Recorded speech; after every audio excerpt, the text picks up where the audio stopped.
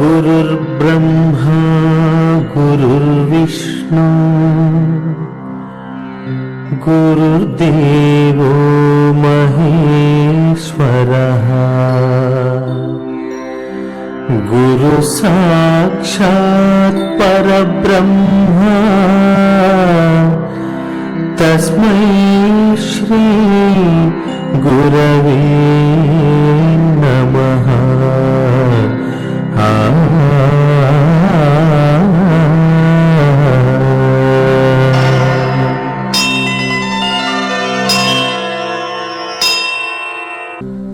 మోహం జహి మహామృత్యుం. ఈ మోహమే ఏ మోహం?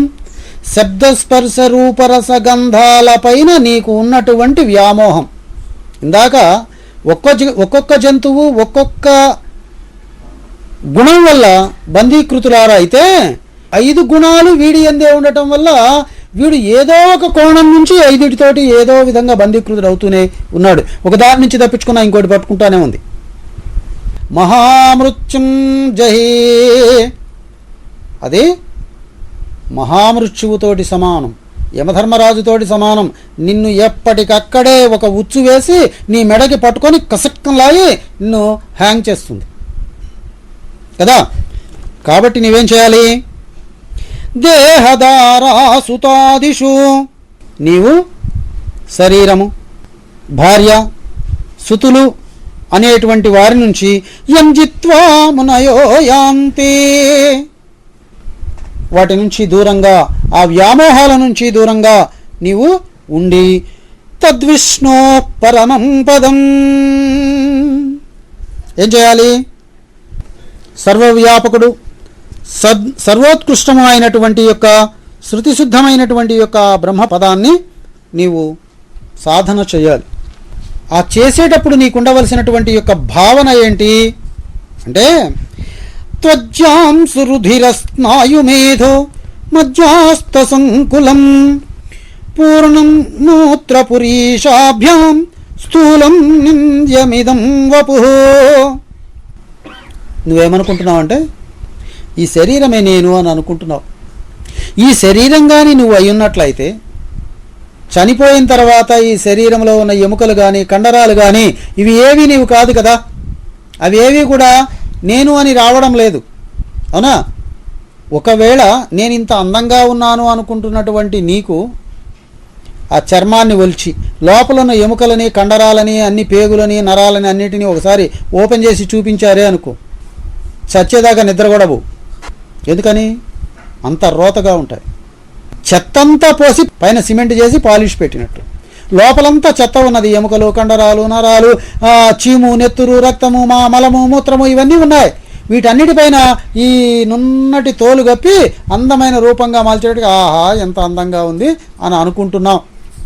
వాటి మీద వ్యామోహం నీకు లేకుండా రోత అని ఎలా అయితే అనుకుంటున్నావో ఈ కనిపిస్తున్నటువంటి శరీరం కూడా రోతభూయిష్టమైనటువంటిది. కాబట్టి నీవు దానిని త్వజ్జాం సురుధిరస్నాయుమేధో మజ్జాస్తశంకులం, ఈ శరీరం కండరాలు, మజ్జ, మెదడు, ఎముకలతోటి కూడుకొని ఉన్నది అని తెలుసుకొని వీటి మీద వ్యామోహం లేకుండా పూర్ణం మూత్రపురీషాభ్యాం, మూత్రపురీషములతో అంటే విసర్జన అవయవాలతో కూడుకొని విసర్జన పదార్థాలతో కూడుకొని స్థూలం నింద్యమిదం వపు, స్థూల శరీరంగా కనిపిస్తూ ఉన్నటువంటి యొక్క ఈ వ్యామోహితమైనటువంటి వ్యామోహానికి కారణమైనటువంటి నేను అని చెప్పబడుతూ ఉన్నటువంటి ఈ శరీరాన్ని నీవు నింద్యం అసహించుకొని దానిని వదిలివేయాలి. ఎలా? వ్యామోహం లేకుండా. ఓకే, వ్యామోహం లేకుండా వదిలివేయాలి. ఇంకా నువ్వేం తెలుసుకోవాలి అనంటే పంచీకృతేభ్యో భూతేభ్యో స్థూలేభ్య పూర్వకర్మణ సముత్పన్నమిదం స్థూలం భోగాయతనమాత్మనః అవస్తు జాగ్రస్తస్య స్థూలార్థానుభవో యతః. ఇక్కడ పంచీకృతేభ్యో భూతేభ్యో స్థూలేభ్య, ఈ స్థూలమైనటువంటి శరీరం పంచీకృతములైనటువంటి యొక్క పంచభూతముల వల్ల పుట్టింది. ఇది గుర్తుపెట్టుకోవాలి. ఇంకా పూర్వకర్మణా సముత్పన్నం ఇదం స్థూలం భోగాయతనమాత్మనః. పూర్వకర్మణా సముత్పన్నం, పూర్వకర్మల వల్ల జరిగినటువంటి యొక్క ఫలితాలు నువ్వేవైతే తెచ్చుకున్నావో, పూర్వకర్మలంటే నిన్న జరిగినవి కావచ్చు, మొన్న జరిగినవి కావచ్చు, పూర్వ జన్మలో జరిగినవి కావచ్చు, అనేక జన్మలలో జరిగినవి కావచ్చు. అర్థమైందా? వీటన్నిటినీ కూడా ఏమంటాం మనం? పూర్వకర్మణ సముత్పన్నం. వాటి వల్లనే ఇదం స్థూలం, ఈ స్థూల శరీరం ఏర్పడుతూ ఉన్నది. కుంటివాడిగా, గుడ్డివాడిగా, అందవికారుడిగా, నల్లవాడిగా, తెల్లవాడిగా, వికృతాకారుడిగా, అందగాడిగా, ఇవన్నీ రూపాలు ఇలా రావడానికి, మరుగుజ్జువాడిలాగా, పొట్టివాడిలాగా, పొడవవాడిలాగా, బలిష్ఠుడిగా ఇలా ఉండటానికి కారణం ఏంటి? ఈ శరీరాలు ఇలా అనేక రకాలుగా రావడానికి కారణమంటే నీ యొక్క అభిలాష మాత్రమే. నీ పూర్వజన్మ కృతమైనటువంటి యొక్క కర్మల ఫలితంగానే ఇప్పుడు ఈ శరీరాలు వస్తున్నాయి. ఇది కూడా నీవు గుర్తుపెట్టుకోవాలి. ఇంకా ఇదం స్థూలం భోగాయతనమాత్మనః, ఆత్మచేత భోగింపబడుతూ ఉన్నటువంటి, లేదు శరీరముతో భోగించడానికి అనుకూలంగా ఉన్నటువంటి ఆత్మ. ఆ ఆత్మ యొక్క సత్తా ఈ శరీరంతో ఉండి ఈ యొక్క భోగాలన్నిటినీ అనుభవిస్తూ ఉన్నది కదా. వేటిని అనుభవిస్తూ ఉన్నది? సుఖాన్ని, దుఃఖాన్ని, ఉత్తమ స్థితిని, అధమ స్థితిని, నీచ స్థితిని, వీటన్నిటినీ కూడా, ఈ తారతమ్యతలన్నిటినీ కూడా, పుణ్యపాప మిశ్రమంలోనేటువంటి కర్మలని కూడా. కర్మలు ఎన్ని రకాలు ఉన్నాయి? ఆగామి, సంచితము, ప్రారబ్ధము అనేటువంటి 3 రకాలు ఉన్నాయి. ఆగామి క్రిత జన్మ నుంచి ఈ జన్మలోకి ఇప్పుడు వచ్చింది, ఆల్రెడీ మన అనుభవించడానికి ప్రిపేర్ అయ్యి మన వెనక ఉన్నది రెడీగా. ప్రారబ్ధం ఇప్పుడు మనం చేస్తూ ఉన్నాం, మనం చేస్తున్నటువంటి కర్మలు. సంచిత కర్మలు ఇవన్నీ కూడా మళ్ళీ వచ్చే జన్మకి మిగుల్చుకుని ఉన్నాయి బస్తాలు బస్తాలుగా. ఆ బస్తాలన్నీ మూట కట్టుకొని రెడీ పెట్టుకుంటున్నాం. కాబట్టి ప్రారబ్ధము, సంచితము, తిరిగి మళ్ళీ వచ్చినవి ఆగామి. ఈ కర్మలన్నీ కూడా పూర్వ సంచిత కర్మలు, పూర్వజన్మ నుంచి వచ్చినటువంటి కర్మలు ఉన్నాయే ఆగామిగా. ఇవన్నీ ఇప్పుడు మనల్ని ఇబ్బంది పెడుతూనే ఉన్నాయి. కాబట్టి ఈ కర్మలన్నిటికీ కారణం ఎవరిక్కడ? నీవే. నీ పుణ్యపాప కర్మల ఫలితంగానే నీకు దరిద్రం వచ్చింది, నీకు దశ వచ్చింది, నీకు పొట్టి శరీరం వచ్చింది, పొడవు శరీరం వచ్చింది, అందమైన శరీరం వచ్చింది, లేకపోతే వికృతాకారం వచ్చింది, రాక్షసుడిగా జన్మించావు, బ్రాహ్మడిగా జన్మించావు, శూద్రుడిగా జన్మించావు. ఇవన్నీ గుణాలు. ఇలా జన్మించడానికి కారణం నీ పూర్వజన్మ కృతములే. అంతేకాని నిర్గుణుడైనటువంటి యొక్క పరమాత్మ ఆయన ఎప్పుడూ కూడా ఈ కర్మలకి కారకుడు కాడు. కానీ మనమేమంటాం? భగవంతుడు నా మొహాన అలా రాశాడండి, ఏం చేస్తాను అంటాం. భగవంతుడు నీ మొహాన రాయలేదు. నీ ముఖాన ఎవరు రాశారు? నీవే నీ స్వహస్తాలతోటి ఇనప గంటం పెట్టి రాసుకున్నావు, నేను ఇలా ఉండాలి అని. కాబట్టి ఇప్పుడు ఈ కర్మలని పోగొట్టుకోవాల్సిన బాధ్యత ఎవరికి ఉంది? నీకే ఉంది. నేనైతే తప్పులు చేస్తుంటాను, నువ్వు దిద్దుతుండు అంటే ఆయనకి ఇదే పని అనుకున్నావా ఏంటి? ఆయనేమి దిద్దడు. అవుందా?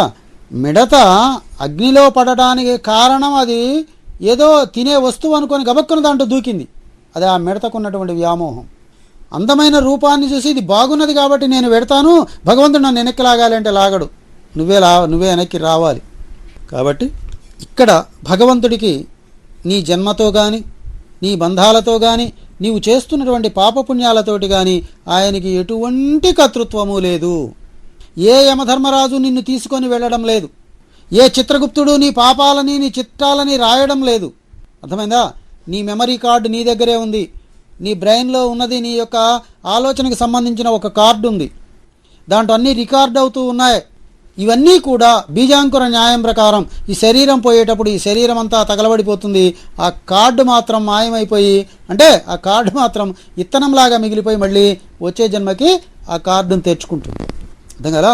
ఏ కెమెరాలో ఎన్ని ఫోటోలు తీసినా ఆ మెమరీ కార్డులో ఉంటాయి కాబట్టి అది తీసుకొచ్చి ఏ కెమెరాలో పెట్టినా మళ్ళీ ఆ కెమెరాల నుంచి ఇవన్నీ బయటకు కనిపిస్తూనే ఉంటాయి. అర్థమైందా? కాబట్టి ఆ కార్డును తీసుకొని నువ్వు ఏ శరీరంలోకి పోతే ఆ శరీరంలో మళ్ళీ ఈ కార్యక్రమాలన్నిటి నీవు వర్తిస్తూనే ఉంటావు. కాబట్టి ఈ స్థూల శరీరం చేసేటువంటి యొక్క ఈ స్థూల పనులన్నీ ఏవైతే ఉన్నాయో అర్థం కదా? ఈ పనులన్నీ కూడా ఇచ్ఛా ప్రారబ్ధ కర్మలు, అనిచ్ఛా ప్రారబ్ధ కర్మలు, పరేచ్ఛా ప్రారబ్ధ కర్మలు అని నీవు ఇప్పుడు చేస్తున్నటువంటి పనులు 3 రకాలు ఉన్నాయి. ఈ 3 రకాలలో ఇచ్ఛా ప్రారబ్ధ కర్మలేంటి? నీ స్వబుద్ధితో చేయటం, నీ స్వబుద్ధితో నీవు వ్యామోహితుడవై చేయటం. పరేచ్ఛా ప్రారబ్ధ కర్మలు, నువ్వు గనక ఇప్పుడు ఈ పని చేయకపోతే నేను ఉరేసుకుంటా, వాళ్ళ కోసం ఇప్పుడు నీవు చేయాలి, నీకు ఇష్టముండి ఇవి చేయడం లేదు. ఇది పరేచ్ఛా ప్రారబ్ధ కర్మ. అర్థమైందా? ఇచ్ఛా ప్రారబ్ధ కర్మ, పరేచ్ఛా ప్రారబ్ధ. అట్లానే ఇంకోటేంటి? అనిచ్ఛా ప్రారబ్ధ కర్మ. ఏ ఇష్టము లేకపోయినా, నీవు చేయాలనుకోకపోయినా, ఎవరు నిన్ను ప్రేరేపించకపోయినా చేయాల్సి వస్తుంది. నీకు తెలియకుండానే చేసేస్తావు ఆ పనిని, ఇన్వాల్వ్ అయిపోతావు. అలా ఈ 3 రకాల కర్మలని చేస్తూ దీంట్లో పుణ్యకర్మలని, పాపకర్మలని, మిశ్రమ కర్మలని మళ్ళీ 3 రకాలుగా విభజింపబడతాయి. పుణ్యకర్మలంటే ఏంటి? నీ వల్ల ఇంకొకళ్ళకి జరిగేటువంటి యొక్క ఆనంద స్థితి ఏదైతే ఉన్నదో అది పుణ్యకర్మగా పరిణమిస్తుంది. ఇక్కడ పుణ్యాలు పాపాలు ఏమీ లేవు. ఇంకొక జీవికి నీ వల్ల కలిగేటువంటి ఆనంద స్థితి ఏదైతే ఉన్నదో అది పుణ్యకర్మ. ఇంకొక జీవికి నీ వల్ల కలిగేటువంటి యొక్క దుఃఖము, బాధ, అయిష్టత ఏవైతే ఉన్నాయో అవన్నీ కూడా నీకు పాపములుగా పరిణమిస్తాయి. మిశ్రమ కర్మలంటే ఏంటి అంటే, పుణ్యకర్మ అని అవతలవాడికి ఇష్టమైనట్టు నీవు నటిస్తూ చేస్తూనే ఉంటావు, కానీ నీకు తెలియకుండా వాడికి దానివల్ల హాని జరుగుతూనే ఉంటుంది. నువ్వు పుణ్యం చేయాలనే చేస్తావు, నువ్వు మంచి చెప్దామనే వాడిని గురించి మంచిగా చెప్తావు, వాడు ఇరుక్కుపోతాడు అక్కడ. నీకు తెలియకుండానే నువ్వు వాడికి మంచి చేద్దామనే, కానీ వాడు దానివల్ల నష్టపోతాడు. అందువల్ల నీకు నష్టమే వస్తుంది, నీకు పాపమే సంప్రాప్తం అవుతుంటుంది. కాబట్టి దీనిని ఏమంటాం? మిశ్రమ కర్మ అంటాడు. పుణ్య పాప మిశ్రమ కర్మలు. నువ్వు చెడు చేద్దామనుకుంటావు, నీకు తెలియకుండానే అవతల వాడికి మంచి జరుగుతుంది. చెడు చేద్దామనుకున్నందుకు నీ మనస్సేమో క్రోధముతో నిండిపోతూ ఉంటుంది, ద్వేషముతో, అసూయతో నిండిపోతూ ఉంటుంది. వాడికి మంచి జరిగింది కాబట్టి వాడు ఆనందపడుతున్నాడు కాబట్టి నీకు పుణ్యం కూడా వస్తుంది. అర్థమైందా? ఒకడిని చెడగొడదామని నువ్వు మొదలుపెట్టావు, కానీ వాడు బాగుపడ్డాడు, నువ్వు చెడగొట్టాలనే కోరిక నీలో ఉంది. దీనివల్ల 50-50 అవుతుంటాయి. వీటిని పుణ్యపాప మిశ్రమ కర్మలు అంటారు. ఇటువంటి కర్మలన్నీ కూడా, ఇటువంటి పాపపుణ్య కర్మలు, ఇటువంటి యొక్క ఆనంద దుఃఖ భూయిష్టమైనటువంటి యొక్క ప్రారబ్ధ కర్మలు, ఇవన్నీ కూడా సర్వోపి బాహ్య సంసారః పురుషస్య యథాశ్రయాః విద్ధి దేహమిదం స్థూలం గృహావద్గృహమేధినః. వీటన్నిటికీ కారణం ఈ స్థూలమైనటువంటి దేహమేనని విద్ధి తెలుసుకో. విద్ధి దేహమిదం స్థూలం, ఈ స్థూల దేహమే వీటన్నిటికీ కారణభూతమని తెలుసుకో. వీటన్నిటికీ సర్వోపి బాహ్య సంసారః పురుషస్య యథాశ్రయాః. ఈ శరీరముని ఆశ్రయించి ఉన్నటువంటి ఏ పురుషుడైతే ఈ శరీరములో ఉన్నాడో, అర్థం కదా, వాడు సర్వోపి బాహ్య సంసారః, ఈ బాహ్యమైనటువంటి ఈ సంసారం మొత్తాన్ని కూడా అనుభవించడానికి కారణభూతమైనటువంటిది విద్ధి దేహమిదం స్థూలం, ఈ దేహమే, ఇదే స్థూల శరీరము అని నీవు తెలుసుకో. ఎట్లా? గృహావద్గృహమేధినః. ఒక గృహస్థు ఎట్లా అయితే ఒక గృహమునందు నివసిస్తున్నాడో, అన్ని కర్మలు బయటవి చేసుకుంటూ ఉద్యోగం చేస్తాడు, బయట రాజకీయాలు చేస్తాడు, అనేక మందితోటి వ్యవహారాలు నడుపుతాడు, కానీ ఇంట్లోనే ఉంటుంటాడు కదా. అలానే ఈ జీవుడు బయట వ్యవహారాలన్నిటినీ చేస్తూ ఈ ఇంట్లో ఉంటూ ఉన్నప్పటికీ కూడా, అంటే ఈ మానవుడికి వాడు ఉంటున్న ఇల్లు ఎట్లా అయితే వేరుగా ఉండి తాను కాదు, అట్లానే ఈ ఆత్మ ఈ శరీరంలో ఉండి వీటన్నిటికీ ప్రేరకమై ఈ కర్మలన్నిటినీ ఈ శరీరం ద్వారా చేయిస్తున్నప్పటికీ కూడా ఈ శరీరానికి ఈ ఆత్మ ఎప్పుడూ కూడా విలక్షణంగానే ఉన్నది అని నీవు తెలుసుకోవాలి. ఉన్నది అని నీవు తెలుసుకోవాలి. కాబట్టి ఈ జీవుడు అనేటువంటి వాడు, అంటే ఈ ఆత్మ అనేటువంటిది ఈ దేహం కాదు. ఎందుకనంటే చనిపోయిన తర్వాత ఈ దేహంలో అది ఉండడం లేదు, అవునా? ఇంటి యజమాని ఈ ఇంట్లోంచి వెళ్ళిపోయాడు, ఇల్లు ఖాళీ చేశాడు, ఇల్లు ఉన్నది, అయితే యజమాని ఉంటాడా? లేదు, వాడు వెళ్ళిపోయాడు. అంటే ఇప్పుడు వాడు వేరుగా ఉండబట్టి వెళ్ళాడా, లేకపోతే ఇల్లు వాడు రెండు ఒకటే అయి వెళ్ళాడా? ఇల్లు వాడు రెండు ఒకటే అయితే ఇల్లు కూడా మాయమైపోవాలి. ఇల్లు ఇక్కడే ఉంది, వాడే లేడు. ఇదిగో వెంకయ్య, లేడు అక్కడ వెంకయ్య పలకటంలా. ఎదురుగా శరీరం ఉన్నది, మరి పలకచ్చు కదా. ఆ శరీరం గనక వెంకయ్య అయి ఉన్నట్లయితే పలకడంలా. అంటే ఈ శరీరం వెంకయ్య కాదు, వెంకయ్య అనేవాడు వెళ్ళిపోయాడు. మరి ఈ శరీరం ఏంటి? వాడు ఉండడానికి కావలసినటువంటి గృహం మాత్రమే. అందుకనే నేనేమంటానంటే, ఆత్మకి శరీరం ఒక భోగ్య వస్తువు, అది అనుభవించడానికి కావలసినటువంటి ఒక వాహకం లాంటిది, ఒక గుర్రం లాంటిది. ఈ గుర్రం మీద అది ప్రయాణం చేస్తూ ఉంటుంది. తనకిష్టమైతే ఈ గుర్రం మీద ఉంటుంది, లేకపోతే ఇది అవతల వారేసి కొత్త గుర్రాన్ని తెచ్చుకుంటుంది. అవునా? ఇప్పుడు ఎర్ర గుర్రాన్ని ఎక్కాలనుకుంది, ఎర్ర గుర్రం మీద ఎక్కి తిరుగుతూ ఉంది. కాసేపు అయిన తర్వాత ఇది బాగాలేదు, ఒక పంచకళ్యాణిని తెచ్చుకోవాలి అనుకుంది, పంచకళ్యాణిని తెచ్చుకొని దీన్ని వదిలేస్తుంది. అర్థమైందా?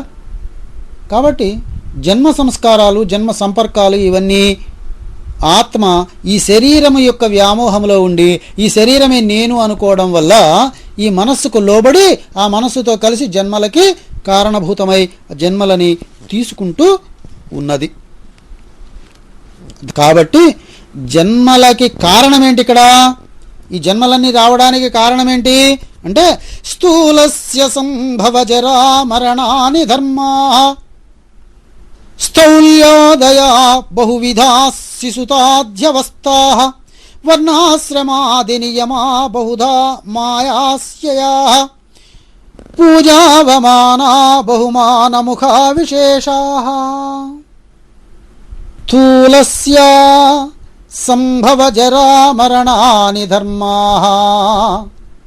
జరామరణ ధర్మాలు దేనికున్నాయి?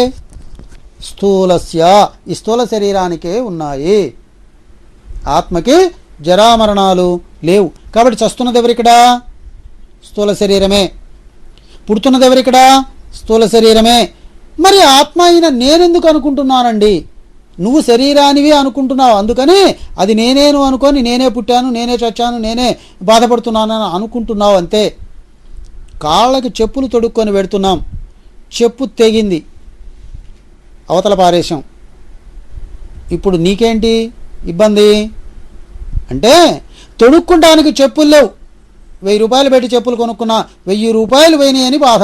ఎందుకంటే ఆ చెప్పులకి 1000 రూపాయలు పెట్టాను, ఈ 1000 రూపాయలు నేను సొంతగా కష్టపడి సంపాదించానని ఒక అభిమానం, దాని మీద ఉండేటువంటి ఒక బంధం కదా, అందుకని బాధపడుతున్నావు. వాస్తవంగా ఆ చెప్పులు నీవు కాదు, అవి తెగినా అవి ఉన్నా అవి లేకపోయినా నీకు ఎటువంటి సమస్య ఇక్కడ లేదు. అట్లానే స్థూలస్య సంభవ జరామరణాని ధర్మ, జరామరణ ధర్మాలన్నీ కూడా ఈ స్థూల శరీరానికే ఉన్నాయి, ఆత్మవైన నీకు లేవు. స్థౌల్యోదయో బహువిధా శిశుతాద్యవస్థా, ఈ శరీరానికే బాల్య యవ్వన కౌమార వృద్ధాప్య దశలు ఉన్నాయి. ఈ శరీరానికే బాల్యం ఉన్నది, అమ్మ పొత్తిళ్లలో పడుకొని పాలు తాగుతూ ఉన్నటువంటి అవస్థ ఉన్నది. యవ్వనం ఉన్నది, శరీర దారుఢ్యముతో కూడినటువంటి యొక్క మహాకాయంతో సంసారం, భార్య, పిల్లలు, సంసారము, డబ్బు సంపాదన, రాజకీయము, ఇవన్నిటి చేసేటువంటి యొక్క మేధో సంపత్తి కలిగినటువంటి యొక్క మంచి పటిష్టమైనటువంటి యొక్క యవ్వన దశ ఉన్నది. అదే దశ నుంచి కొంతకాలం అయిపోయిన తర్వాత వృద్ధాప్య దశకి వెళ్ళిపోయాం. దేనికి? వృద్ధాప్య దశకి వెళ్ళిపోయాం. ఈ వృద్ధాప్య దశలో ఏమున్నాయి? జవసత్వాలన్నీ ఒడిగిపోయినాయి. ఏదో చెయ్యాలని తపన అయితే ఈ శరీరంలో ఉన్న మేధస్సులో ఉంది, కానీ ఏమీ చేయలేని అసమర్థ స్థితి ఈ శరీరానికి ఉంది. ఇప్పుడు వృద్ధాప్యం వచ్చింది ఎవరికి? శరీరానికే. యవ్వనం వచ్చింది ఎవరికి? శరీరానికే. బాల్యం వచ్చింది ఎవరికి? శరీరానికే. శౌచవ దశ అనుభవించింది ఎవరు? పొత్తిళ్లలో పిల్లలాగా పడుకొని ఉండి ఈ శరీరమే. ఇప్పుడు మరణించి చలనం లేకుండా పడిపోయింది ఎవరు ఇక్కడ? శరీరమే. ఇవన్నీ లేకముందు నీ తండ్రి వీర్యములో నీ ఉన్నావు, నీ తల్లి గర్భంలో కోడిగుడ్డు ప్రమాణంలో అండంలాగా ఉన్నటువంటి అప్పుడు కూడా నువ్వు ఉన్నావు. అప్పుడు ఈ కాళ్ళు చేతులు ఈ రూపాలు ఇవి లేవు కదా. ఇవి లేనప్పుడు నువ్వు ఉన్నావు. దాంట్లో పొత్తుళ్లలో పడుకున్న పిల్లవాడి రూపంలో ఉన్నప్పుడు కూడా నువ్వు ఉన్నావు. యవ్వన దశలో ఉన్నప్పుడు నువ్వు ఉన్నావు. వృద్ధాప్య దశలో ఉన్నావు. అవునా? చనిపోయిన తర్వాత ఈ శరీరంలో కూడా నీవు ఉన్నావు. అట్లానే ఈ జన్మలకి రాకముందు నీ తండ్రి వీర్యంలో కూడా నీవు ఉన్నావు. అయితే ఇప్పుడు ఆ వీర్యంలో ఉన్నప్పుడో ఈ తల్లి గర్భంలో గుడ్డులాగా ఉన్నప్పుడో నీకు కాళ్ళు చేతులు వెంట్రుకలు ఈ రూపము ఈ ముక్కు ఇవన్నీ ఏమీ లేవు. అయితే నువ్వు ఉన్నావా లేదా? అప్పుడు ఈ వెంకటేశ్వర్లు ఉన్నాడా? లేడు. బయటకు వచ్చిన తర్వాత కాళ్ళు చేతులు అవయవాలు వేసుకున్నటువంటి ఈ రూపాన్ని చూసి వాడు వెంకటేశ్వర్లు అని పేరు పెట్టాడు. ఎవడికి పెట్టాడు? ఈ శరీరానికి పెట్టాడు. మరి నువ్వెందుకు అనుకుంటున్నావు నేను వెంకటేశ్వర్లునని? ఇది అజ్ఞానం. కాబట్టి నువ్వు ఇప్పుడు వెంకటేశ్వర్లువా? నువ్వు మనిషివా? కాదు. అర్థం కదా? నేను మనిషిని కాదు, నేను బుద్ధిని కాదు, నేను చిత్తాన్ని కాదు, నేను అహంకారాన్ని కాదు, నేను మనస్సుని కాదు, నేను ఇంద్రియాలు కాదు. ఎవరిని మరి నేనే పరమాత్మని. నేనే పరమాత్మని. కాబట్టి ఇక్కడ ఈ స్థూల శరీరానికే బాల్య యవ్వన కౌమార వృద్ధాప్య దశలు ఉన్నాయి. వర్ణాశ్రమాది నియమా బహుధా మయాశ్చయా.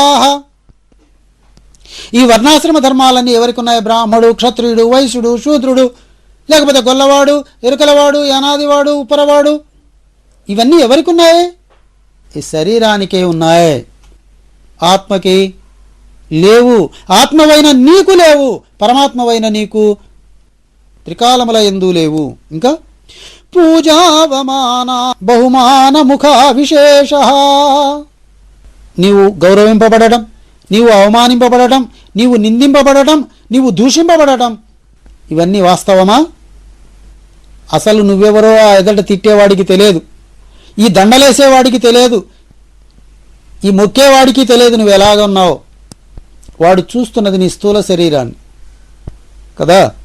కాబట్టి మానవమానములు, వృద్ధక్షీణ దశలు, అవునా, బాల్య యవ్వన కౌమార అవస్థలు, కామక్రోధ మదమాత్సర్యాలు, ఈర్ష్య ద్వేషాలు, అసూయలు, ఈ జరామరణాలు, ఇవన్నీ కూడా ఈ స్థూల శరీరానికి మాత్రమే ఉన్నాయి. ఈ స్థూల శరీరం మాత్రమే ఈ అవస్థలన్నిటినీ కూడా అనుభవిస్తూ ఉన్నది. అది జాగ్రత్తావస్థలోనే అనుభవిస్తున్నది మళ్ళీ. అవునా? అవునా?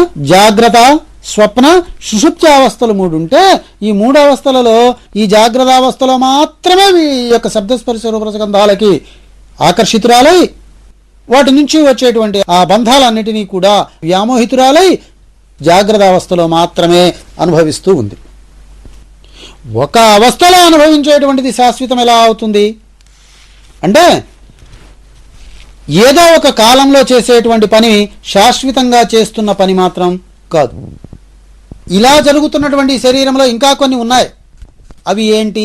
అవి ఎలా ఉన్నాయి అంటే, బుద్ధీంద్రియాణి శ్రవణం త్వగక్షి ఘ్రాణం చ జిహ్వా విషయావబోధనాత్ వాక్పాణిపాదా గుదమౌ వ్యవస్థాః కర్మేంద్రియాణి ప్రవణాని కర్మసు. ఈ బంధాలన్నిటికీ కారణమైనటువంటి యొక్క ఇంద్రియాలు కొన్ని ఉన్నాయి. ఆ ఇంద్రియాలు వల్ల ఈ మనస్సు మోహితురాలవుతూ ఉన్నది. ఆ ఇంద్రియాలు ఏమిటి అంటే, బుద్ధీంద్రియాణి శ్రవణం త్వగక్షి. మనస్సు, బుద్ధి, చిత్తము, అహంకారము అనేటువంటి అంతఃకరణ, ఈ 4. ఇంకా శ్రవణం శ్రోత్రేంద్రియమైనటువంటి చెవు, త్వక్ చర్మము, అక్షి కన్ను, ఘ్రాణ ముక్కు, జిహ్వా నాలుక. ఈ 5 కూడా శబ్దస్పర్శ రూపరసగంధాలనేటువంటి విషయాలను గ్రహించేటువంటివి కాబట్టి వీటిని జ్ఞానేంద్రియములు అనబడ్డాయి. ఇవి కాక వాక్పాణిపాదా గుదమప్యువస్థాః కర్మేంద్రియాణి ప్రవణాని కర్మసు. వాక్కు, పాణి, పాదము, పాయువ, ఉపస్థ అనేటువంటివి అంటే చేతులు, కాళ్ళు, మలమూత్ర విసర్జనావయవాలు, వీటన్నిటినీ కలిపి కర్మేంద్రియాలు అంటారు. ఇందాక చెప్పిన 5 జ్ఞానేంద్రియాలు అంటారు. ఈ 5 కలిపి కర్మేంద్రియాలు అంటారు. ఏవైనా లోపల ఆ జ్ఞానం చేయడానికి కర్మలు చేసినా, ఈ బాహ్య కర్మలు చేసినా వీటన్నిటిని కర్మేంద్రియాలనే అంటారు. వీటన్నిటిని కలిపి ఇంద్రియములు అంటారు. ఇప్పుడు ఈ దశేంద్రియాలు పనిచేయాలంటే మనోబుద్ధి చిత్త అహంకారాలు ఉండాలి. అర్థమైందా? అందుకని ఇక్కడ ఏమన్నా అంటే నిగధ్యతేంతఃకరణ మనోధి అహంకృతిశ్చిత్తమతిష్వవృత్తిభిః అనస్తు సంకల్ప వికల్పనాదిభిః బుద్ధిర్పదార్థం వ్యవసాయ ధర్మతః అత్రాభిమానాదహమిత్యాహంకృతి స్వార్థానుసంధాన గుణేన చిత్తం. ఏమన్నారు ఈయన? అంతఃకరణ అంటే ఏంటి అంటే మనస్సు, బుద్ధి, అహంకారం, చిత్తము, ఈ 4 కూడా కలిపి ఏమంటారు? అంతఃకరణ అంటారు. ఇందాకటి 5, 5, 10 కర్మేంద్రియాలు అన్నాం. పనిచేసేవి 5 ఉన్నాయి, వాటిని గ్రహించేవి 5 ఉన్నాయి. ఇక్కడ వీటన్నిటికీ కారణభూతమై అంతఃకరణ ఒకటి ఉన్నది. బాహ్యకరణలు, కన్ను, ముక్కు, నాలుక, చెవి, చర్మము, ఇవన్నీ బాహ్యం నుంచి తీసుకుంటున్నాయి. ఇవి బాహ్యకరణలు, బాహ్యంలోనే పనిచేస్తున్నాయి కదా. కానీ అంతరంలో పనిచేసేవి కొన్ని ఉన్నాయి. అందుకని దానిని అంతఃకరణము అంటాడు. అంతః అంటే లోపల, కరణము అంటే పని చేయటం. ఈ అంతఃకరణగా ఉన్నవి ఏమున్నాయి? మనస్సు, బుద్ధి, చిత్తము, అహంకారము. ఇవి కనిపించవు. మరి వీటిని మనం ఎలా తెలుసుకోవాలి అంటే ఒక్కొక్కటి ఒక్కొక్క రకమైనటువంటి పనులని చేస్తూ ఉంటుంది. ఆ పనులు ఏంటి చేస్తాయి? వాటిని మనం ఎలా రికగ్నైజ్ చేయాలి అని అంటే మనస్సు అనేటువంటిది ఏం చేస్తుంది? సంకల్ప వికల్పాలని కలుగ చేస్తూ ఉంటుంది. అర్థం కదా? సమ్యగ్వ బుద్ధి కల్పనా అని శృతి. సమ్యగ్వ బుద్ధి కల్పన, బుద్ధితోటి సమీకరణ చేసి కల్పన చేయబడుతూ ఉన్నటువంటిది ఏదైతే ఉన్నదో దానిని మనం ఏమంటున్నాం? మనస్సు అని అంటున్నాం. మనస్సు ఏం చేస్తుంది? చూస్తుంది, దాని మంచి చెడ్డలు విచారించదు. ఆ వస్తువులో ఉన్నటువంటి దోషాలు కావచ్చు, యథాతథంగా ఉన్న రూపం కావచ్చు, అది చెడ్డది కావచ్చు, మంచిది కావచ్చు, కానీ చూడంగానే గ్రహించి ఇది బాగుంది అంటది. ఇది మనస్సు చేసే పని. ఇప్పుడు మనము ఈ ప్రేమించుకునేటువంటి పిల్లలని గురించి కనుక ఆలోచించినట్లయితే వాళ్ళల్లో మనకు బాగా కనిపిస్తుంటుంది ఈ లక్షణం. పిల్లవాడిని చూడంగానే ఇది ప్రేమించేస్తుంది. ఏమిటి చూసి ప్రేమించింది? వాడు ఇప్పించిన ఐస్ క్రీములు, వాడు చూపించిన సినిమాలు, వాడు తిప్పిన మోటార్ బైక్ మీద. వాడేంటి, వాడి బుద్ధి ఏమిటి, వాడి చిత్తం ఏంటి, వాడు ఎందుకు చేస్తున్నాడు, వాడి వెనకాల బ్యాక్గ్రౌండ్ ఏంటి, వాడు నన్ను పోషించగలడా లేదా, వాడి కులం ఏంటి, వాడి గోత్రం ఏంటి, ఇవన్నీ సంఘంలో గౌరవాన్ని ఇస్తాయా ఇవ్వవా, ఇవన్నీ ఏమీ ఆలోచించవు. అట్లానే ఈ మనస్సు ఏం చేస్తుంది అంటే ఏ విషయాలని ఆలోచించదు. చూడంగానే కనిపించినటువంటి దాన్ని, అది చెడ్డదైనా మంచిదైనా, దాని యొక్క ఉత్తమ నీచ అధమ స్థితులు ఏవైనప్పటికీ కూడా దానిని వెంటనే స్వీకరించి భలే ఉందంటది. ఈ మనస్సుకు 2 లక్షణాలు ఉన్నాయి. ఏమిటది? వికల్పన అనే లక్షణం ఉంది. అంటే ఏంటి? వివిధ రకాలైనటువంటి యొక్క కల్పనలని చేసేది కాబట్టి వికల్ప అనేటువంటి పేరుతో చెప్పబడుతుంది. వికల్పం దీని లక్షణం. సంశయాలని కలిగిస్తుంటుంది, అనుమానాలని కలిగిస్తుంటుంది. కాబట్టి సంకల్ప వికల్పాలు అనేటువంటివి మనోధర్మాలు. అందుకనే నేనంటాను, పరమాణువులో ఏర్పడినటువంటి సంకల్పం, పరమాణువులో ఏర్పడినటువంటి వికల్పం, ఆకర్షణ వికర్షణ, ఇదే మనస్సు. కాబట్టి దీనిని మనం మనస్సు అంటున్నాం. ఇంకా బుద్ధి అనేటువంటిది ఇంకోటి ఉంది ఇక్కడ మనకి. ఈ బుద్ధి ఏం చేస్తుంది అంటే కార్యకార్యాలని నిర్ణయం చేస్తుంది. ఇది చెయ్యొచ్చు, ఇది చెయ్యకూడదు అనేటువంటి యొక్క ఆలోచనని ఇది కలిగిస్తుంది. ఇంకా అహంకారం ఒకటి ఉంది. ఈ అహంకారం ఏం చేస్తుంది? ఈ శరీరాల ఇంద్రియాలన్నిటినీ కూడా నేనేను అని భావించి వాటి ధర్మాలన్నీ కూడా నా ధర్మాలేను అని అభిమానిస్తూ ఉంటుంది. ప్రతిదీ ఈ నేనే చేశాను, ఇది నాదేను, ఇది నాది, ఇది నా సత్తా అని చెప్తూ ఉంటుంది ఈ అహంకారం. అహం అంటే నేను, ఈ శరీరమే నేను, ఇంద్రియాలే నేను, ఈ ముక్కే నేను అంటది. అట్లానే చిత్తం అనేది ఒకటి ఉంది. అదేం చేస్తుంటుందంటే గతంలో తాను విన్నటువంటి అనుభవించినటువంటి ఆ అనుభవాలన్నిటినీ కూడా జ్ఞప్తిలో పెట్టుకొని వాటిని మననం చేస్తూ ఉంటుంది, గతాన్ని చూపిస్తుంటుంది. అందుకనే చిత్త విశ్రాంతి అన్నారు దాన్ని. చిత్తానికి విశ్రాంతి కావాలి, మనస్సుకి ఏం విశ్రాంతి లేదు. ఇక్కడ మనస్సు చేసే పని అది తీసుకుంది, లోపల పారేసింది, ఊరుకుంది. బుద్ధి ఏం చేస్తుంది? ఇది చేయొచ్చో చేయకూడదో నిర్ణయం చేస్తుంది, చేయాల్సింది చేస్తుంది, లేకపోతే ఊరుకుంటుంది. ఇది చేయని చెప్తుంది, లేకపోతే మానేయమని చెప్తుంది. అహంకారం ఏం చేస్తుందంటే ఈ ఇంద్రియాలన్నీ నేనేననుకొని ఈ ఇంద్రియాలతో కూడా ఈ పనులన్నీ నేనే చేస్తున్నానంటది. చిత్తం ఏం చేస్తుంటుందంటే ఈ ఇంద్రియాలు ఇవన్నీ చేసినటువంటి పనులు, ఈ మనసు తీసిన ఫోటోలు ఇవన్నీ గుర్తుపెట్టుకొని వెనకాల కూర్చొని హాయిగా పిక్చర్ వేసుకొని చూస్తూ ఉంటుంది. కాబట్టి ఈ నాలుగింటిని వరుసగా మనస్సుకి సంశయం ఉంటుంది, బుద్ధికి నిర్ణయం ఉంటుంది, చిత్తానికి స్మరణ ఉంటుంది, అహంకారానికి గర్వం ఉంటుంది. ఈ నాలుగు ఈ మనోబుద్ధి చిత్త అహంకారాలకు ఉంటాయి. కాబట్టి ఈ శరీరంలో ఉన్నటువంటి సప్తధాతువులు చెప్పుకున్నాం, ఇంద్రియాలని చెప్పుకున్నాం, మనోబుద్ధి చిత్త అహంకారాలైనటువంటి అంతఃకరణని చెప్పుకున్నాం. ప్రాణాపానౌ వ్యానోదాన సమానా భవత్యసౌ ప్రాణః స్వయమేవ వృత్తివేదాద్ వికృతేర్భేదాత్ సువర్ణః సలిలమివా. ఇక్కడ ఒక బంగారం ఎట్లా అయితే అనేక ఆభరణాలుగా కనిపిస్తూ ఉన్నదో, ఒక బంగారమే అనేక ఆభరణాలుగా మనకి కనిపిస్తూ ఉంది. అయితే ఏ ఆభరణం రూపంలో ఉన్నా ఉన్నది బంగారమే.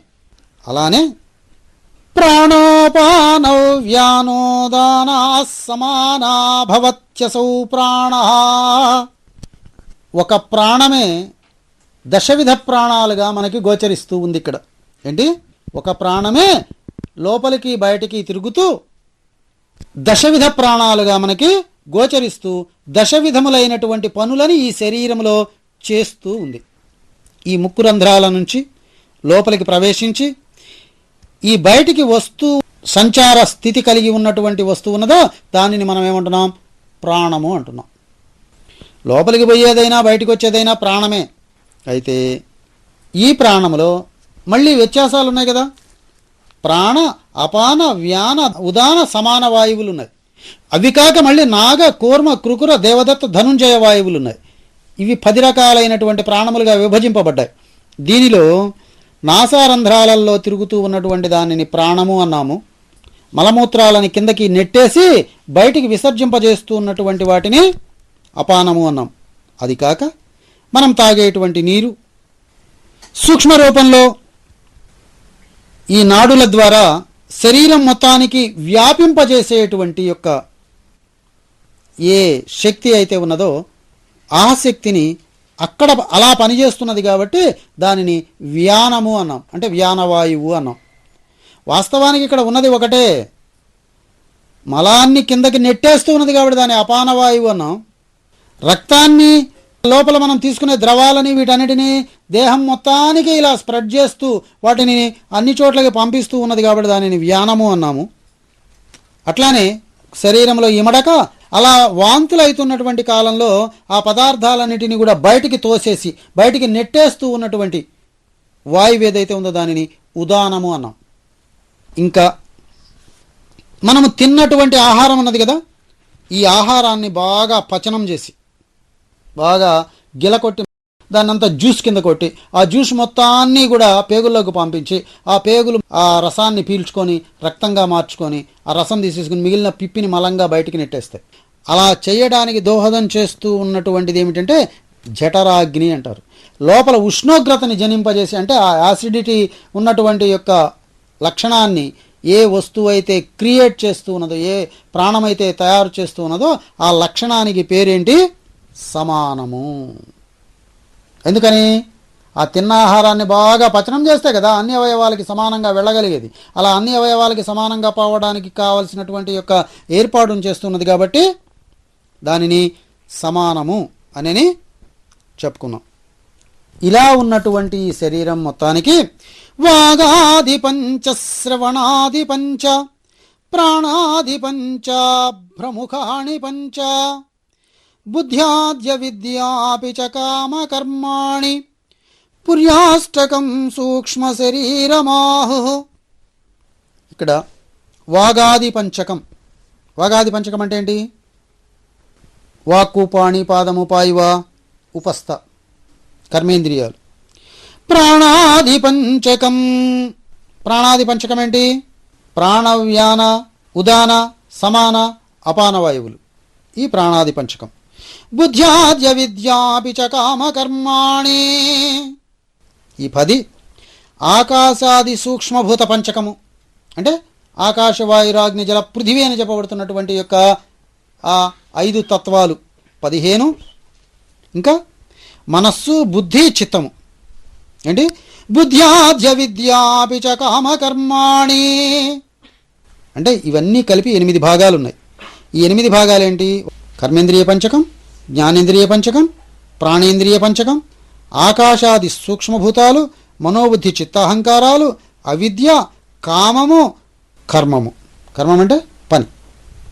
ఇవన్నీ కలిపి 8. ఈ 8 తత్వ స్థితులని కలిపి ఏమన్నారంటే పుర్యాష్టకం, సూక్ష్మ శరీరము అన్నారు. అంటే స్థూల శరీరము, సూక్ష్మ శరీరము, కారణ శరీరము మొత్తం కలిపి సూక్ష్మ శరీరమే. ఇది ఎట్లా?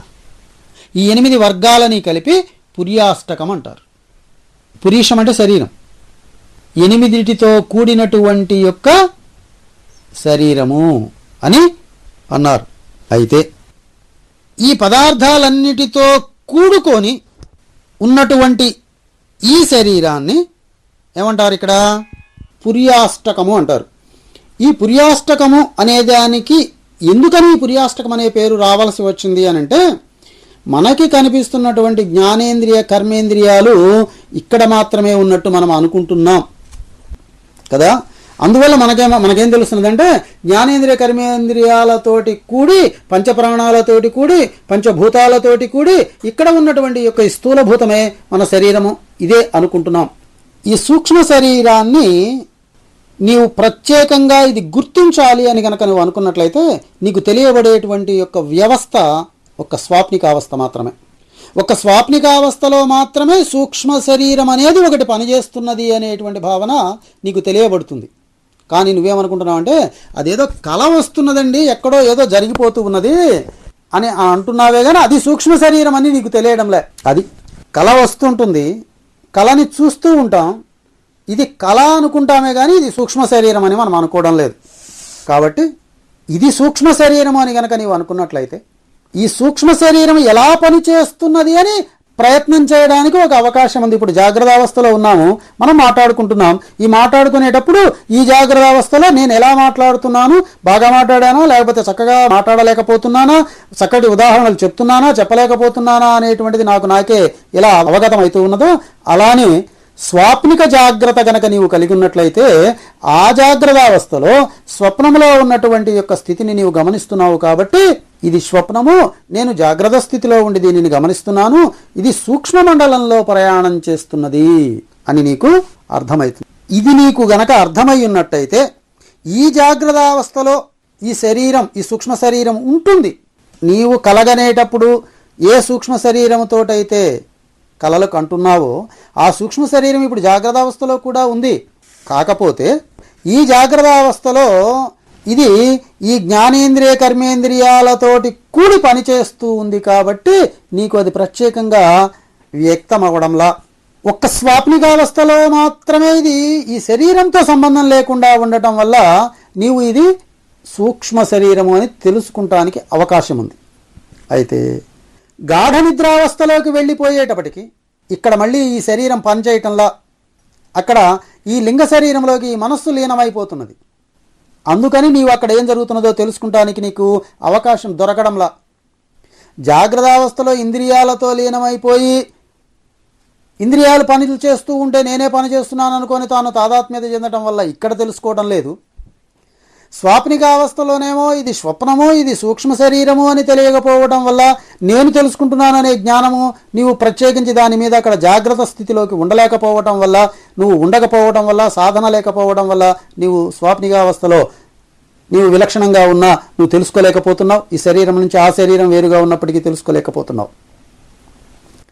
కారణ శరీరమైనటువంటి మనోబుద్ధి చిత్తహంకారాలు ఉండేటువంటి యొక్క ఈ వ్యవస్థ మహాకారణ శరీరమైనటువంటి గాఢ నిద్రలోకి నువ్వు ఎప్పుడైతే లీనమైపోయావో అక్కడ కూడా ఈ మనస్సు, ఈ బుద్ధి, చిత్తం, అహంకారాలు ఇక్కడేం పనిచేయట్లేదు. కాబట్టి అక్కడ ఏం జరుగుతున్నదో తెలియలేనటువంటి స్థితి ఏర్పడింది. కాబట్టి ఇక్కడ నీకేం కావాలి? జాగ్రత్తావస్థలో నీవు దీనిని గుర్తించాలి అంటే స్వాప్నికావస్థలో నీవు జాగ్రత్తావస్థలో ఉండాలి. స్వాప్నికావస్థలో ఉన్న జాగ్రత్త సుషుప్త్యావస్థలో కూడా ఉండాలి. అందుకనే జాగ్రత్తలో జాగ్రత్త, జాగ్రత్తలో స్వప్నము, జాగ్రత్తలో సుషుప్తి, జాగ్రత్తలో తురీయము. అట్లానే స్వప్నములో జాగ్రత్త, స్వప్నములో స్వప్నము, స్వప్నములో సుషుప్తి, స్వప్నములో తురీయం. సుషుప్తిలో జాగ్రత్త, సుషుప్తిలో స్వప్నము, సుషుప్తిలో సుషుప్తి, సుషుప్తిలో తురీయం. తురీయములో జాగ్రత్త, తురీయములో స్వప్నము, తురీయములో సుషుప్తి, తురీయములో తురీయం. ఏమీ లేకుండా పోతే అప్పుడు పరమాత్మ ఉన్నాడు. అయితే ఇక్కడ ఈ స్వప్నావస్థలో ఈ సూక్ష్మ శరీరంలో మాత్రమే ఈ జీవాత్మకు తాను అనేటువంటి అభిమానం ఉంటుంది. అది ఎందుకున్నదయ్యా అంటే స్థూల దేహ కర్మలు అక్కడ జరుగుతూ ఉన్నట్లు తాను భ్రాంతి చెందుతున్నాడు కాబట్టి నేనే చేస్తున్నాను అని తాను అనుకుంటున్నాడు. అట్లానే జాగ్రత్త కాలంలో ఏవైతే జరిగినాయో ఆ సంస్కారాలతో ఇతను ఇప్పుడు కూడుకొని ఇక్కడ వీటితో వర్తిస్తున్నాడు కాబట్టి ఇప్పుడు నేను దీనికి కర్తను, ఈ కర్మలు నేనే చేస్తున్నాను, ఈ జరగబడుతున్నటువంటి అనుభవం కూడా నేనే పొందుతున్నాను, వీటికి ఆశ్రయం నేనేను అని తాను అనుకుంటున్నాడు ఇక్కడ. ఎందుకనంటే కరణము అధికరణం కూడా తానే అయి ఉన్నాడు కాబట్టి. కరణం అంటే సాధనం, అధికరణం అంటే ఆశ్రయం. కరణాధికరణాలు కూడా తానే అయి ఉన్నాడు ఇక్కడ. ఎక్కడ? స్వాప్నికావస్థలో. ఎందుకని? గతంలో తాను ఇక్కడ నేనే చేస్తున్నాను అని స్థూలదేహంతో అనుకున్నాడు కాబట్టి ఇలా జరిగింది. అయితే ఈ మనస్సు శరీరాంతర్గతమైనటువంటి యొక్క సూక్ష్మాతి సూక్ష్మమైనటువంటి నాడులలో వర్తిస్తూ అక్కడ ఉన్నటువంటి యొక్క స్వాప్నికావస్థకి కారణభూతమైతూ ఉన్నది అని మనకి ఈ వేదశాస్త్రాలన్నీ కూడా మనకి తెలియపరుస్తూ ఉన్నాయి. ఈ వేదశాస్త్రాలన్నీ తెలియపరుస్తూ ఉన్నాయి. అయితే నీకు ఇక్కడ అర్థం కావాల్సింది ఏంటంటే నీవు బాహ్య ప్రపంచంలో ఇప్పుడు ఈ జగత్తుని చూడటానికి ఈ సూర్యుడో, ఈ చంద్రుడో, ఈ వెలుగులో కనిపిస్తున్నాయి కదా. బాగా ఆలోచించు. స్వప్నావస్థలో ఉన్న దృశ్య ప్రపంచాన్ని చూడడానికి ఏ కాంతులున్నాయి? అక్కడ ఏ సూర్యుడు, ఏ చంద్రుడు వచ్చి టార్చ్ లైట్లో లేకపోతే ఇంకొక లైట్లో వేసి నీకు చూపిస్తున్నారు? ఎవరు చూపించడంలా. మరి అయితే నువ్వు చూడగలుగుతున్నావా లేదా? కాంతులు ఉన్నాయా లేదా? ఉన్నాయి. ఏ కాంతులు ఉన్నాయి అక్కడ? ఆత్మ యొక్క కాంతి ఉంది అక్కడ. అది నిరంతరమైనటువంటి యొక్క జ్యోతిస్వరూపం, స్వయం ప్రకాశమానమైనటువంటి యొక్క పరమాత్ముని యొక్క సత్తా. ఆ సత్తాకి అనంతమైనటువంటి మహిమలు ఉన్నాయి. కలలో కనిపిస్తూ అంటే స్వాప్నికావస్థలో నీవు ఈ దృశ్య ప్రపంచాన్ని చూడటానికి కారణభూతమైనటువంటి యొక్క ఏ వెలుగైతే అక్కడ ఉన్నదో ఆ వెలుగైనటువంటి యొక్క ఆ జ్యోతిస్వరూపానికి అనంత మహామహిమాన్వితమైనటువంటి యొక్క శక్తి దానికి ఉన్నది. కాబట్టి మహనీయులందరూ మహిమలని సాధించడానికి చేసిన కృషిలో పొందినటువంటి యొక్క స్థానం ఏంటి ఇక్కడ? అది మహత్. ఆ మహత్ శక్తి స్వరూపమైనటువంటి యొక్క తేజోకాంతిని అయినటువంటి యొక్క ఆ స్వయం జ్యోతి, స్వయం పరమాత్మ అయినటువంటి యొక్క ఆ శక్తిని పట్టుకున్నారంతే. అర్థమైందా?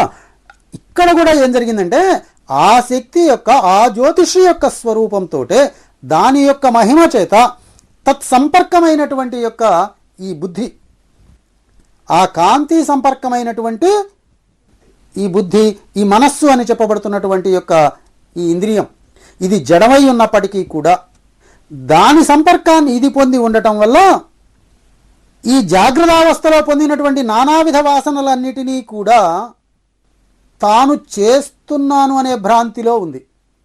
దాని సంపర్కం వల్ల ఇది తేజోవంతమైంది. ఏది? ఈ మనస్సు, జడమైనటువంటి మనస్సు ఆత్మతేజంతో ప్రకాశిస్తూ ఈ ఇంద్రియాలన్నిటినీ జాగ్రత్త అవస్థలో పనిచేయిస్తూ ఆ ఇంద్రియాలతో తాదాత్మ్యత చెంది వాటితో చేసినటువంటి యొక్క విషయ సాంగత్యాలన్నిటినీ కూడా తానే చేశాననుకునేటువంటి భ్రమలో ఉంది. కాబట్టి ఇప్పుడు కూడా స్వాప్నిక అవస్థలో అవన్నీ నేనే చేస్తున్నాను అని అనుకుంటున్నది. ఈ బహువిధాలుగా ఇది పరిణమించడానికి ఇక్కడ సావకాశం ఏర్పడింది. అయితే ఇక్కడ నీకు సుస్పష్టంగా అర్థమవుతున్నటువంటి విషయం ఏంటంటే, ఆత్మ యొక్క తేజం వల్ల ప్రకాశించినటువంటి మనస్సు ఇంద్రియాలని పనిచేస్తూ, అంటే ఇంద్రియాలలో కూడా ఆత్మతేజం ఉంది, ఇవన్నీ జడాలే. కానీ ఇది చైతన్యముతో జ్ఞానములాగా ప్రకాశించగలిగినటువంటి ఒక జ్ఞాన విభాగం. అది ఆ విభాగం మిగిలినటువంటి యొక్క ఇంద్రియాలలో ప్రకాశిస్తూ తాను కూడా వాటితో వర్తిస్తూ అవి చేస్తున్న పనులన్నిటినీ కూడా తానే చేస్తున్నాను అని తాను నేనేను, ఆ తేజము నేనే, ఆ మనస్సు నేనే అని తానే అనుకున్నది ఎవరు? ఈ మనస్సే. అయితే తేజము వల్ల మనస్సు చైతన్యమైందా, మనస్సు వల్ల ఈ తేజము ఈ ప్రపంచము చైతన్యవంతమవుతున్నదా అంటే, తేజము వల్ల అంటే ఆత్మతేజము వల్ల మనస్సు జడమయ్యుండి ప్రకాశించి ఇంద్రియాలని ప్రకాశింపజేస్తూ ఇంద్రియాలతో వర్తిస్తూ ఇవన్నీ నేనే, ఇదే అనుకుంటున్నది నేను సాక్షిని అని. ఎందుకనంటే ఇంద్రియాలకి తానే అధిష్టానమైనటువంటి యొక్క సత్తా కాబట్టి. అందుకని నువ్వు పొరపాటుపడి ఇది నేనే ఇది నేనే ఇది నేనే అని అనుకుంటున్నావు. వీటన్నిటిని పనిచేస్తున్నటువంటిది ఏదుందో అది నేనే. ఎవరది? మనస్సే. ఈ మనస్సు నేనేనని నువ్వు అనుకుంటున్నావు, కానీ ఆ తేజం వల్ల ఇది ప్రకాశిస్తుందని అనుకోవడంలే. కాబట్టి ఇక్కడ నీకు సుస్పష్టంగా అర్థమవుతున్నది ఏంటంటే, ఆ తేజం ఏదైతే ఉన్నదో అది ఆత్మ యొక్క సత్తా. ఆ తేజమే మాయ, ఆ తేజమే మాయ. ఆ తేజానికి కారణమైనటువంటి వస్తువు ఇంకోటి ఉన్నది, అది ఆత్మ. కాబట్టి ఇప్పుడు ఆత్మకి ఈ మనస్సుతోటి కానీ ఈ తేజముతోటి కానీ లేదా ఇంద్రియాలతోటి కానీ ఏమైనా సాంగత్యం ఉన్నదా ఇక్కడ అంటే లేదు. ఇది నీకు అర్థమై ఉన్నట్లయితే ఆత్మకి ఎటువంటి బంధము కూడా ఇక్కడ లేదు అనేటువంటిది సుస్పష్టంగా నీకు అర్థమవుతుంది. కాబట్టి మనస్సు జడమయ్యి స్వాప్నికావస్థలో ఆత్మతేజం వల్ల ప్రకాశించినటువంటి యొక్క ఆ జ్ఞానముతోటి ఈ ఇంద్రియ జ్ఞానాన్ని పొంది బంధాన్ని పొందుతూ ఉన్నది. ఇట్లా ఉన్నటువంటి యొక్క ఈ సూక్ష్మ మండలం మొత్తం కూడా స్వాప్నికావస్థలో మనకి ఎంతగా గోచరిస్తూ ఉన్నదో, ఆ స్వాప్నికావస్థలో మనం దాన్ని గుర్తించలేకపోతున్నాము అనే మాట యథార్థమని ఇందాక చెప్పుకున్నాం కదా. అయితే వీటన్నిటినీ నడపడానికి కారణభూతమైనటువంటి అంశం ఏంటి? మాయ. మాయే ప్రాణం. ప్రాణం అన్నిటిలో ఉంటుంది, అన్నిటినీ ప్రకాశింపజేస్తుంది. అంటే అన్నిటినీ కూడా ఆ ప్రాణంతో చైతన్యవంతం చేస్తుంది. ఆ ప్రాణం ఎన్ని విధాలుగా విభజింపబడింది అనుకున్నాం? ఇందాక 10 విధాలుగా విభజింపబడింది అనుకున్నాం. గతంలో ఒకసారి చెప్పుకున్నాం. ప్రాణానికి 5 భాగాలు ఉన్నాయి. ఈ 5 భాగాలైనటువంటి ప్రాణం ఏమైంది? ప్రాణ, అపాన, వ్యాన, సమాన, ఉదాన వాయువులు. ప్రాణం ఏం చేస్తున్నది? ఉచ్ఛ్వాస నిశ్వాసలను కలిగిస్తుంది. మరి వ్యానం ఏం చేస్తున్నది?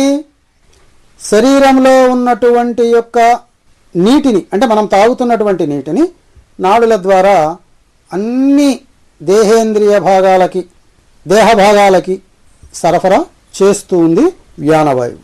అపానవాయువు ఏం చేస్తున్నది? మలమూత్రాలని బయటికి నెట్టేస్తున్నది. ఉదానవాయువు ఏం చేస్తున్నది? లోపల ఉన్నటువంటి నీటిని వమనం చేయడానికి, అంటే వాంతి కావడానికి దానికి ఉపయోగపడుతూ ఉంది. అట్లానే సమాన వాయువు ఏం చేస్తున్నది? తిన్న ఆహారాన్ని శరీర భాగాలన్నిటికీ కూడా సమానంగా పంచి అన్నిటికీ కూడా సమానమైనటువంటి యొక్క రసాన్ని పంచడం చేస్తూ ఉంది. ఇవన్నీ కూడా జరగడానికి ఏర్పాటైనటువంటి జఠరాగ్నిని కూడా ఈ సమాన వాయువే ఏర్పాటు చేస్తూ ఉంది. కాబట్టి లోపల మాంద్యం ఏర్పడింది, జఠరాగ్ని సరిగా పనిచేయటం లేదు అని అంటే అర్థం ఏంటి? సమాన వాయువు లోపం ఏర్పడింది అని తెలుసుకోవాలి. ఎలిమెంటరీ సెక్షన్లో ఆ మోషన్ని బయటకు నెట్టడానికి కావాల్సినటువంటి అపాన వాయువు సరిగా, అంటే ఉష్ణోగ్రత ఆ పేగులలో లేకపోవడం వల్ల ఏమవుతున్నది? మలమూత్రాలు విసర్జన సరిగా జరగడం లేదు. దానిని బయటికి నెట్టేది కావాలి. బయటకు నెట్టేటువంటి యొక్క శక్తిని నీవు అక్కడ ఉత్పన్నం చేయగలిగితే ఇక్కడ కాన్స్టిపేషన్ అనేది ఉండదు. అట్లానే జఠరాగ్ని సరిగా ఉన్నట్లయితే శరీరంలో ఆకలి మాంద్యం అనేది ఉండదు. సమాన వాయువు కావాలి.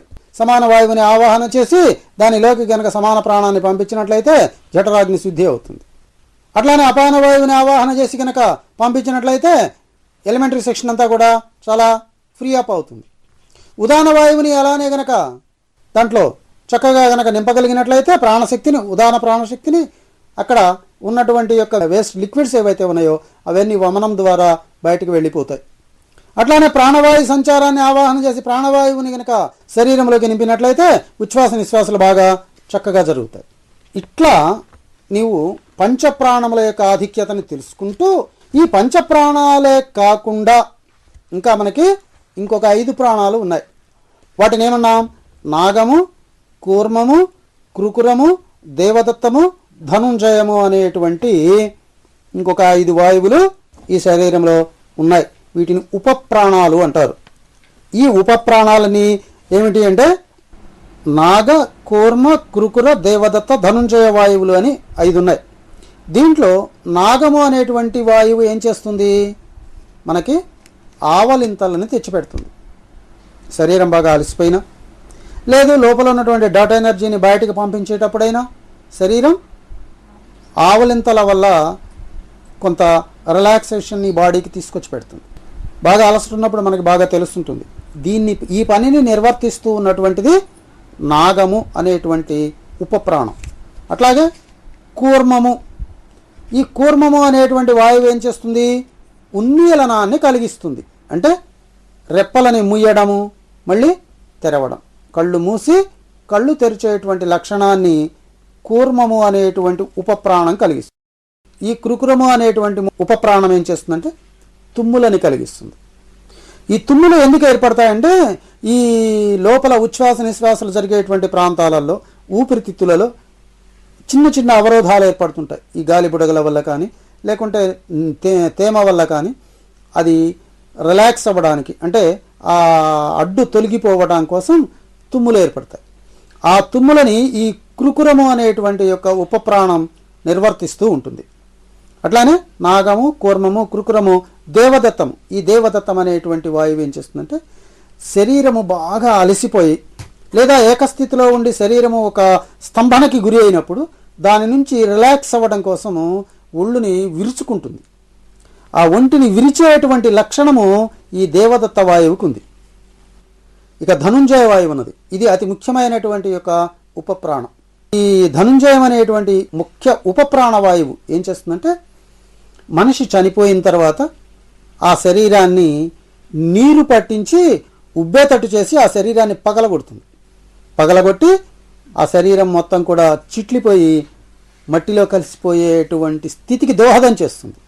ఇది ధనుంజయ వాయువు చేసేటువంటి పని. ఈ విధంగా మన శరీరంలో ఉన్నటువంటి ఒక ప్రాణమే దశవిధ ప్రాణాలుగా విభజింపబడి దశవిధ కర్తృత్వాలని ఈ శరీరంలో నిర్వర్తిస్తూ ఉంటాయి. అంటే ఇప్పుడు మనం ఏం తెలుసుకున్నాం ఇక్కడ? ఈ దశవిధ ప్రాణాలతోటి కలిసి పంచ సూక్ష్మభూతాలు, శబ్దస్పర్శ రూపరసగంధాలు, అట్లానే పంచ జ్ఞానేంద్రియాలు, పంచకర్మేంద్రియాలు, ఈ మనస్సు, బుద్ధి, కర్మ ఇవన్నీ కలిసి మనకి లింగ శరీరము అనేటువంటి ఒక శరీరం మనకి ఏర్పడి ఉంది. దానిని మనం ఏమంటున్నాం? పుర్యాష్టకము అనేటువంటి ఒక శరీర నిర్మాణం మనకి ఏర్పడింది. ఈ పుర్యాష్టక శరీరం ఈ విధమైనటువంటి నిర్మాణం చేసుకొని ఈ శరీరానికి స్థూలంగాను, సూక్ష్మంగాను, కారణంగాను ఇలాంటి వ్యవస్థలని కలిగిస్తూ ఉంది. దీనినే మన వాళ్ళు ఏం చెప్పారు? ఇందాక చెప్పుకున్నట్లుగా జాగ్రత్తావస్థలో ఉన్నటువంటి యొక్క జాగ్రత్త, జాగ్రత్తలో జాగ్రత్త, జాగ్రత్తలో స్వప్నము, జాగ్రత్తలో సుషుప్తి, జాగ్రత్తలో తురియం. అట్లానే స్వప్నములో జాగ్రత్త, స్వప్నములో స్వప్నము, స్వప్నములో సుషుప్తి, స్వప్నములో తురియం. అట్లానే సుషుప్తిలో జాగ్రత్త, సుషుప్తిలో స్వప్నము, సుషుప్తిలో సుషుప్తి, సుషుప్తిలో తురియం. అట్లానే తురియములో జాగ్రత్త, తురియములో స్వప్నము, తురియములో సుషుప్తి, తురియములో తురియం. ఈ 16 అవస్థలని షోడశి అంటారు.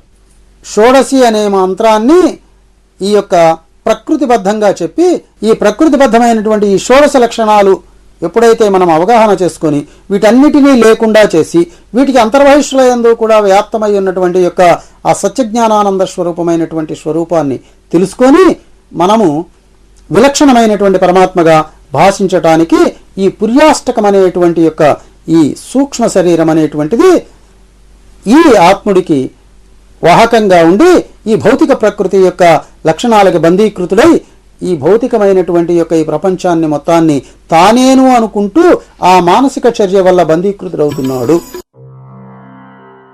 మంగళం గురుదేవాయ మహనీయ గుణాత్మనే సర్వలోక శరణ్యాయ సాధురూపాయ మంగళం సాధురూపాయ మంగళం.